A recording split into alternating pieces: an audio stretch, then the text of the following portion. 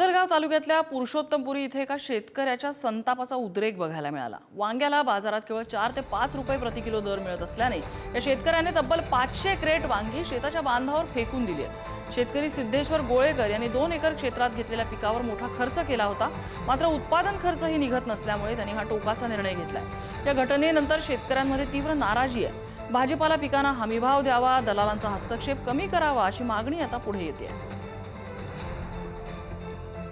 शेतकऱ्याचा माल आल्यानंतर शेतकऱ्याला कमीत कमी त्याचा खर्च तरी निघेल असं तरी भाव त्याला द्यायला पाहिजे। पण असं न होता इथल्या सिस्टमचं सगळं चुकीचं धोरण आहे। खालचा माणूस 60 रुपये किलो 50 रुपये किलो वांग विकतो आणि शेतकऱ्याचा माल फक्त 5 रुपये किलो जातो। ही कुठली पद्धत काही कळालीच नाही आम्हाला। आता शासनाची मागणी एवढी याच्यावर व्यापाऱ्यावर कंट्रोल ठेवायला पाहिजे।